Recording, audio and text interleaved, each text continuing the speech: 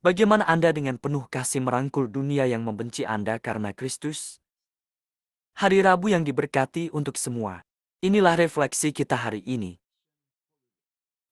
Holy Spirit, make my heart open to the Word of God.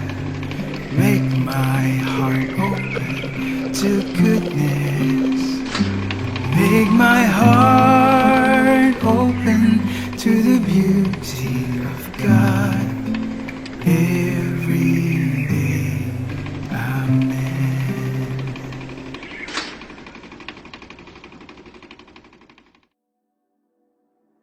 Santo Matias adalah seorang rasul yang dipilih oleh Allah melalui para rasul yang tersisa untuk menggantikan Yudas Iskariot. Panggilannya sebagai rasul sangat unik karena ia dipilih. Meskipun ia telah mengenal Yesus secara pribadi melalui undian setelah kenaikan Yesus ke surga.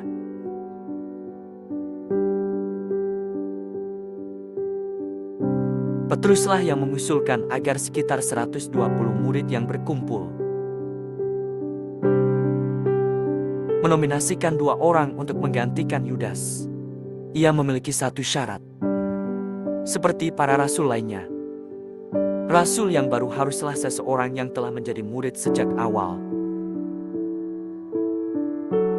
Mulai dari baptisan Yohanes hingga kenaikan Yesus ke surga. Alasannya sederhana. Rasul yang baru harus menjadi saksi kebangkitan Yesus. Ia harus mengikuti Yesus sebelum siapapun mengenalnya. Tetap bersamanya ketika ia dimusuhi. Dan tetap percaya kepadanya ketika ia berbicara tentang salib dan tentang makan tubuhnya. Ajaran yang membuat banyak orang meninggalkannya. Kemudian mereka membuang undi, dan undian itu jatuh kepada Matias. Santo Matias tentu mengetahui kesulitan yang melekat dalam menjadi rasul ke-12. Ia sebenarnya sedang menjadikan dirinya sasaran musuh-musuh kekristenan dan menyerahkan dirinya kepada kehidupan evangelisasi yang berat. Matias pasti tahu bahwa kemungkinan dirinya menderita akan sangat meningkat jika ia menerima kehendak Allah. Tetapi ia telah melihat dan mendengar Sang Mesias. Bagaimana mungkin ia berkata tidak? Seperti yang telah dinubuatkan oleh Yesus, Matias akhirnya dibawa ke hadapan dewan tua-tua sebagai penyesat karena mewartakan Kristus sebagai Putra Allah. Dipenuhi oleh Roh Kudus, Santo Matias menunjukkan dengan argumen yang kuat bahwa dia yang mereka salibkan adalah Putra Allah. Karena marah, mereka menjatuhkan hukuman rajam kepadanya. Tradisi mengatakan bahwa Matias dirajam, lalu dipenggal di Yerusalem oleh orang-orang Yahudi pada tahun 80 Masehi.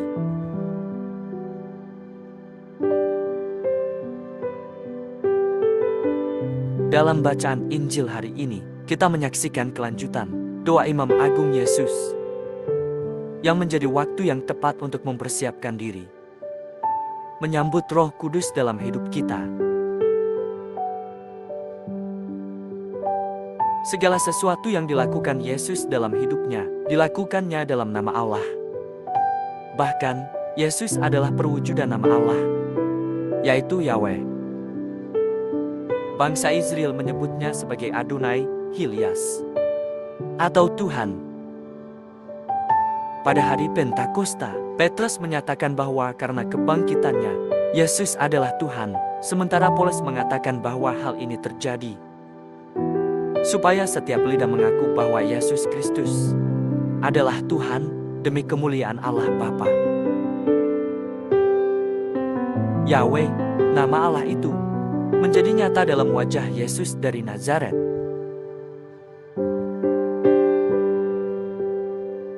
Karena itu, persatuan harus dibangun di sekitar nama ini. supaya semua menjadi satu seperti Bapa dan Yesus adalah satu. Yesus menghendaki kesatuan komunitas, agar mereka mampu melawan dunia yang membenci dan menganiaya mereka. Umat yang bersatu dalam nama Yesus tidak akan pernah dikalahkan. Namun sementara itu, Yesus akan pergi dan para murid akan tetap tinggal. Mereka akan diburu dan dianiaya karena namanya. Yesus berdoa agar walaupun mereka tetap tinggal di dunia, mereka tidak menjadi milik dunia. Artinya, jangan sampai mereka kehilangan diri dalam dunia. Seperti Yesus hidup, demikian pula mereka harus hidup, berjalan berlawanan arah dengan dunia. Itulah sebabnya Yesus berdoa agar para murid dikuduskan dalam kebenaran, sehingga mereka mampu mempersembahkan seluruh hidup mereka untuk menjadi saksi tentang Yesus dan Allah Bapa. Yesus menguduskan dirinya ketika ia menyatakan Bapa, karena misi mereka sama dengan misi Yesus. Ia meminta agar para murid melakukan hal yang sama, dengan hidup dalam kasih Yesus dan Bapa. Dikuduskan berarti menjadi manusia seperti Yesus. Sebagaimana hanya Dia yang dapat menunjukkan kepada kita, dengan demikian kita dapat hidup melawan dunia yang sifat dasarnya merendahkan martabat manusia dan menjadikannya bertentangan dengan kehendak Sang Pencipta. Marilah kita berdoa dalam nama Bapa dan Putra dan Roh Kudus. Amin. Bapa kami di surga, aku memuji dan bersyukur kepadamu atas semua yang telah Engkau lakukan. Aku menguduskan seluruh hariku kepadamu. Aku menguduskan tanganku, mataku, pikiranku, perkataanku, emosiku, dan tindakanku kepadamu setiap hari. Aku mempersembahkan semuanya kepadamu sebagai alat kebenaran, agar menjadi persembahan yang hidup, kudus, dan berkenan kepada Allah.